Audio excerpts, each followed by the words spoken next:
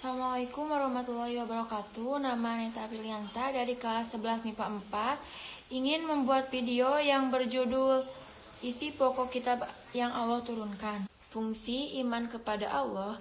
Iman kepada Allah adalah kita harus meyakini bahwa kitab-kitab Allah itu benar-benar firman Allah yang diturunkan kepada para rasul yang dipilihnya. Adapun pengertian kitab-kitab Allah adalah kumpulan wahyu Allah yang diturunkan kepada para rasulnya melalui malaikat Jibril dan menjadikan pedoman hidup bagi umatnya. Mushaf adalah kumpulan ayat-ayat Al-Quran yang berbentuk lembaran-lembaran yang berjilid, sebagaimana mushaf Al-Quran saat ini. Pada awalnya ayat-ayat Al-Quran dihafal dan ditulis pada pelepah kurma, daun, dan juga tulang. Ada 4 macam kitab yang wajib kita ketahui, yaitu 1. Taurat yang diturunkan kepada Nabi Musa alaihissalam, 2. Kitab Jabur yang diturunkan kepada Nabi Daud, 3. Kitab Injil yang diturunkan kepada Nabi Isa alaihissalam, dan yang terakhir kitab Al-Quran yang diturunkan kepada Nabi Muhammad sallallahu alaihi wasallam. Al-Quran ini merupakan kitab terakhir yang diturunkan oleh Allah keahliannya, sebagaimana dinyatakan dalam firman Allah, Bismillahirrahmanirrahim. Inna nahnu nazzalna dzikra wa innahu lahu lahafidun.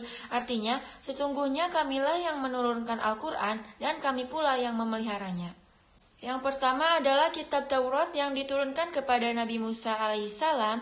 Isi pokok kitab ini adalah 1. Hormat dan cintai Allah satu saja.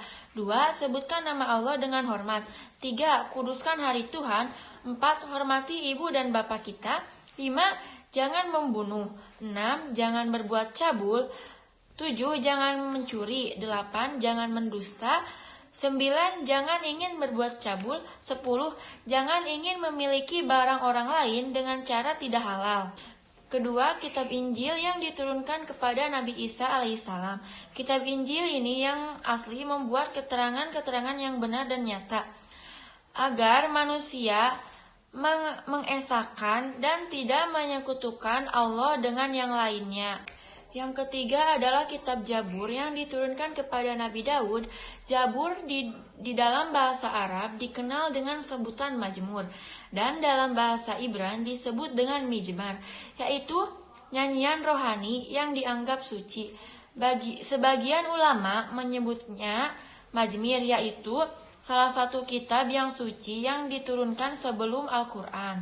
Dan yang terakhir adalah kitab suci Al-Quran yang diturunkan kepada Nabi Muhammad SAW melalui malaikat Jibril. Al-Quran tidak diturunkan sekaligus, melainkan berangsur-angsur.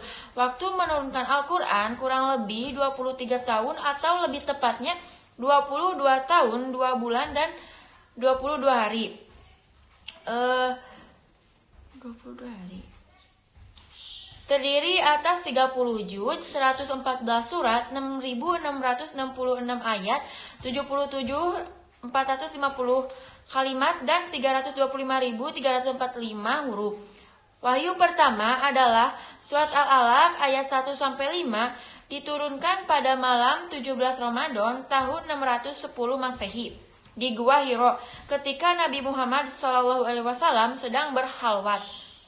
Wahyu yang terakhir yang diturunkan adalah Quran surat Al-Maidah ayat 3, diturunkan pada 9 Zulhijjah tahun 10 Hijriah di Padang Arafah, ketika beliau sedang menunaikan haji wada.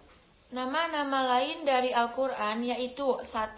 Al-Huda, artinya Al-Quran sebagai petunjuk seluruh umat manusia. 2. Al-Furqan, artinya sebagai pembeda antara baik dan buruk. 3. As-Syifa, artinya sebagai penawar atau obat penenang hati. 4. Az-Zikri, artinya Al-Quran sebagai peringatan adanya ancaman dan balasan. 5. Al-Kitab, artinya Al-Quran adalah firman Allah Subhanahu wa Ta'ala yang dibukukan. Sekian dari saya, mohon maaf bila ada kesalahan. Wassalamualaikum warahmatullahi wabarakatuh.